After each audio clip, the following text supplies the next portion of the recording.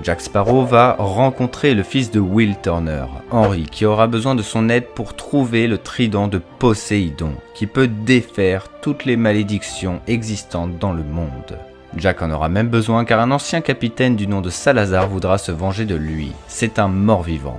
Voilà. Donc une malédiction à défaire suite à la mort de ce dernier dans le triangle des Bermudes. Ce triangle est vraiment un élément perturbateur de la saga. La scène post-générique aussi d'ailleurs. Bref, on ne va pas s'attarder plus longtemps dans l'introduction de cette vidéo, sachez que ces théories ont toutes été imaginées par moi-même. C'est une vidéo 100% subjective. Alors voici les 3 théories que je vous propose.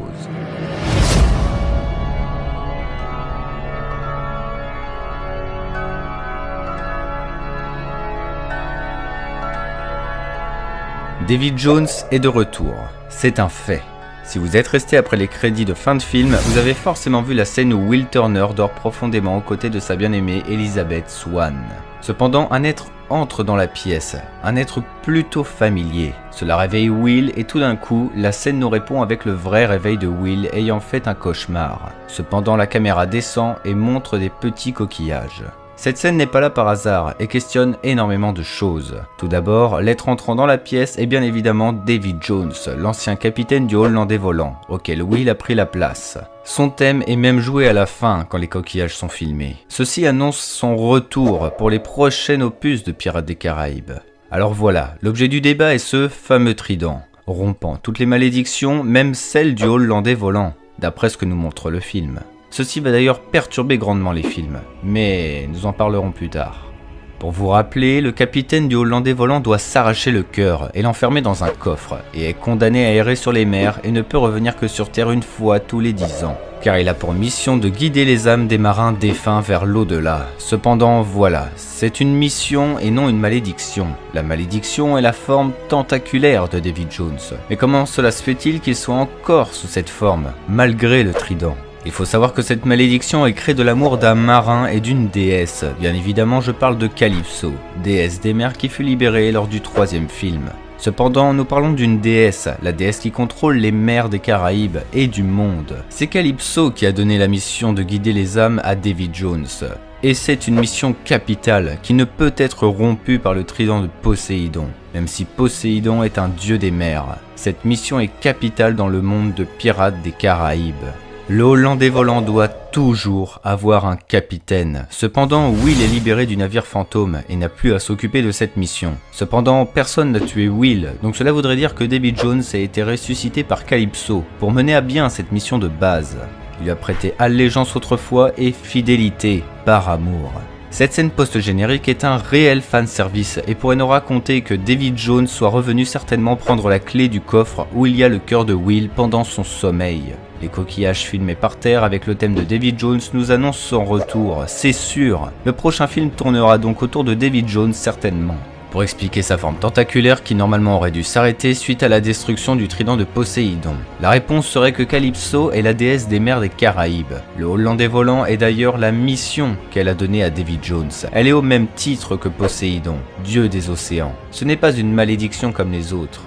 C'est un petit peu tiré par les cheveux car c'est entre guillemets une erreur du film, car le Hollandais volant redevient d'ailleurs un magnifique bateau. Donc même si David Jones a été ramené par Calypso par exemple, il devrait avoir une forme humaine, car il n'est plus lié au Hollandais volant, et n'est plus sous sa malédiction. Je ne vais pas vous le cacher, David Jones c'est mon personnage préféré dans Pirates des Caraïbes. Et j'ai envie de vous donner une autre vision de la dernière scène. Si vous vous souvenez bien de la scène post-générique, nous voyons l'ombre de David Jones en forme de calamar. Et nous voyons même sa pince. Cependant, quand Will se rend compte que c'est un cauchemar, la caméra se tourne vers le sol et nous apercevons des coquillages.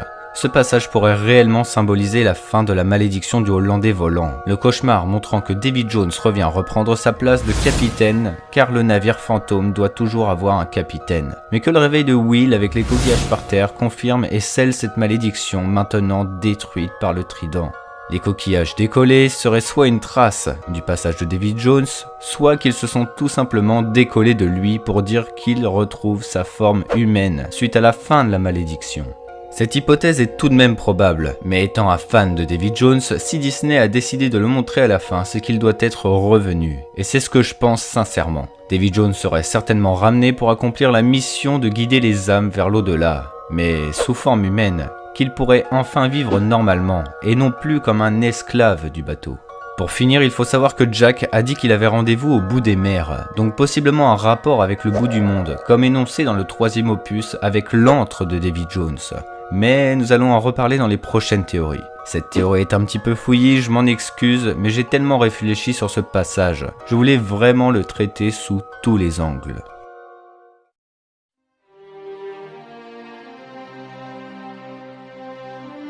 Si vous ne le saviez pas, l'histoire de Pirates des Caraïbes s'inspire toujours de célèbres légendes pirates. La légende du navire fantôme guidant les morts vers l'au-delà parle bien évidemment du Hollandais volant avec Davy Jones aux commandes. C'est la légende pirate la plus connue, avec celle aussi de Barbe Noire, un pirate sanguinaire à bord. Rappelons-nous des dernières phrases de Jack Sparrow. Nous allons suivre les étoiles, j'ai rendez-vous au bout des mers avec mon horizon d'amour. Jack a prévu de suivre les étoiles et non une carte, donc il faut déjà une légende en rapport avec les étoiles, comme pour le trident. Ensuite, il parle du bout des mers, donc un endroit loin d'où il est actuellement. Puis l'horizon d'amour, je pense que Jack parle de son destin ou bien d'un endroit qu'il aime, et je pencherai pour notre beau pays, la France. Jack Sparrow aime beaucoup la France. Pourquoi ? Je vais vous parler. Jack parle bien de suivre les étoiles, et depuis toujours cherche des richesses, comme tout bon pirate qui se respecte. Jack pourrait être à la poursuite du trésor de la Buse, d'où le cryptogramme qui se réfère aux étoiles et aux constellations. Le trésor pourrait bien se situer dans un endroit en rapport avec l'amas du canard sauvage, un amas contenant plus de 3000 étoiles. Comme dans Pirates des Caraïbes 5, Jack devra étudier les étoiles pour trouver le trésor. Puis, pour continuer dans le fanservice que propose Pirates des Caraïbes, vous ne trouvez pas que le pirate Labuse ressemble à un pirate déjà existant dans l'univers de Pirates des Caraïbes ? Je parle du capitaine Tig, gardien du code pirate, joué par Keith Richards et père de Jack Sparrow. Ce pirate lui ressemble comme 2 gouttes d'eau quand il était jeune, et nous ne savons rien sur l'histoire de famille de Jack et de son père. Dans l'histoire de Pirates des Caraïbes, il se pourrait que ce trésor soit caché par Capitaine Tig, et qu'il soit mort dans le 6e opus. Après tout, Keith Richards se fait vieux et son personnage joué aussi, et cela pourrait débloquer énormément de choses, car dans l'histoire de Pirates des Caraïbes, il faut savoir que Jack a une sœur, et oui, Katrina Sparrow. Si vous voulez tout savoir, une corsaire devenue pirate, et il se pourrait fortement que Jack la retrouve dans ce 6e opus qui tournerait autour d'une histoire de famille. Et puis d'ailleurs, pourquoi pas sous les ordres de Davy Jones comme pirate ? Katrina Sparrow pourrait avoir rejoint l'équipage de Davy Jones qui fera son retour prochainement. Cela promettrait un Pirates des Caraïbes réellement épique et un très bon retour aux sources, et je suis fier d'avoir imaginé toute cette théorie. À vous de me dire ce que vous en pensez dans les commentaires, je pense que c'est la théorie la plus poussée que je n'ai jamais pensée ou réalisée, et j'espère qu'elle vous aura plu. Passons à la dernière théorie, toujours en rapport avec les dernières phrases de Jack.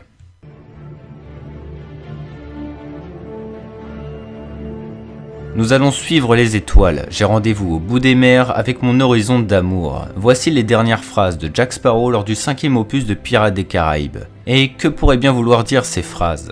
Eh bien, je pencherai pour un avis amoureux pour tout vous expliquer. Déjà, avant que Jack prononce ces phrases, il est témoin des embrassades d'Elizabeth et de Will. Il est témoin de leur retrouvailles et de leur amour. Pareil pour Henry et Karina, qui finalement ont trouvé l'amour ensemble suite à l'histoire du film. Jack est témoin de tout ça. Et c'est à ce moment qu'il prononce ces mots, avec un champ lexical de l'amour. Étoile, rendez-vous, horizon d'amour. On pourrait même rajouter le mot mer, de au bout des mers, car Jack est profondément amoureux de la mer. Le terme d'au bout des mers pourrait symboliser au bout du monde, là où est l'antre de Davy Jones. Cela voudrait dire que Jack pourrait aller chercher quelqu'un ou quelque chose là-bas, si on reste dans le délire amoureux. Il se pourrait qu'il aille chercher Angelica, qui fut laissée à l'abandon par Jack dans le 4e opus. Ou bien Barbossa, son confrère pirate et rival de toujours, qui se sacrifia pour sauver sa fille Karina. J'essaye de rester en rapport avec Davy Jones car il est sûr à 90% minimum qu'il fasse son retour dans le prochain opus de Pirates des Caraïbes. Jack parle de suivre les étoiles et Barbossa avait l'air de beaucoup s'y connaître à ce sujet, d'après ce que nous montre le film. Jack pourrait aller chercher Barbossa déjà pour rendre sa dette, car il ne faut pas oublier que Barbossa est allé chercher Jack dans l'antre de Davy Jones. Et puis, car il aurait besoin de lui pour une nouvelle quête en rapport avec les étoiles ou autres constellations. Les dernières phrases de Jack sont réellement énigmatiques, car le fait de parler du bout des mers avec son horizon d'amour peut signifier aussi le futur de Jack, quelque chose en rapport avec son avenir, son destin.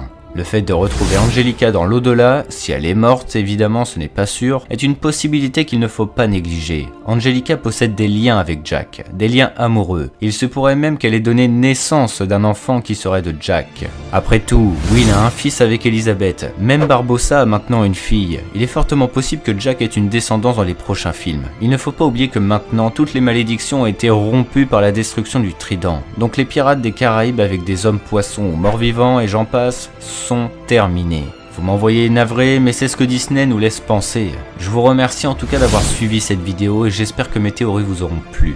Pirates des Caraïbes est une saga qui me fait rêver depuis mon enfance et je suis un réel fan de Davy Jones qui est l'un de mes antagonistes préférés. Malheureusement d'après moi, l'époque de Pirates des Caraïbes 2 et 3 est maintenant loin. La scène post-générique me hype réellement, mais j'ai peur que cela soit du remâché. Davy Jones est mort et ce normalement pour toujours. Merci à ceux qui laisseront un pouce bleu et qui partageront cette vidéo.